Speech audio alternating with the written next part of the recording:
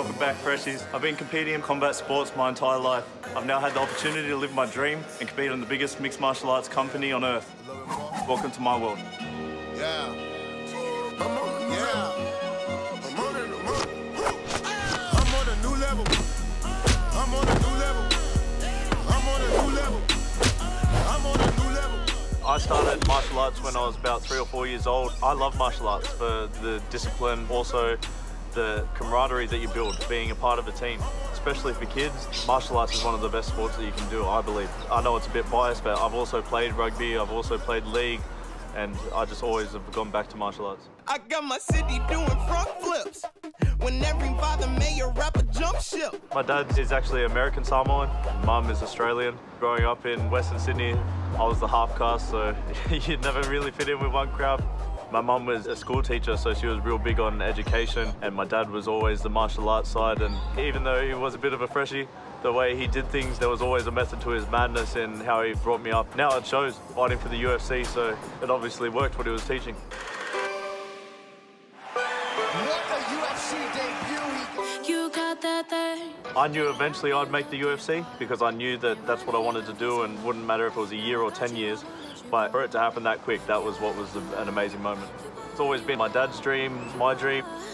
Making my life much greener. Yeah, yes. Just say you feel that way. John, the hype is real. Sexual. Welcome to the UFC To which Light is sexual. The whole crowd, so I think it was like 15,000 people just started chanting, and that was an awesome feeling, like walking through, just hearing everyone. It got me so pumped. The person walking in is not the person that steps in the cage. I bow in and then I like click on and then I mean business. This is my dream, like everything that I've ever wanted to do is fighting. So I'm trying to enjoy everything, the walkout and everything. That's me taking in the moment, enjoying everything. You have to have vision to understand. Love is blind. My cousin was killed in action in 2010 in Afghanistan. He was actually supposed to come visit us 2 weeks before he passed.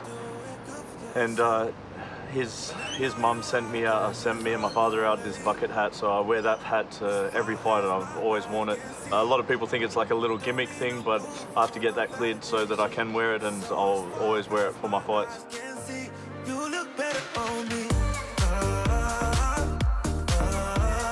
I've got him tattooed on me, and I also got tattooed with my dad. That was a big thing for me. I've never been the first to do anything, so when they said that I was the first one wearing the belt in the UFC, that was a big moment for me to hear that. My mum and dad, they broke up early and I was between homes. My mum being Australian, I grew up very Australian, and it wasn't until dad made me push that path that I started learning about our heritage and our culture, and now I'm trying to start learning the language as well. So the support that I've gotten from both sides, Australians and the Samoans, just that alone has been a big thing for me. We're going to really be a force to be reckoned with, especially with the Pacific Islanders. See, already we've got so many world titles in boxing and kickboxing. MMA eventually come. Yeah, yes.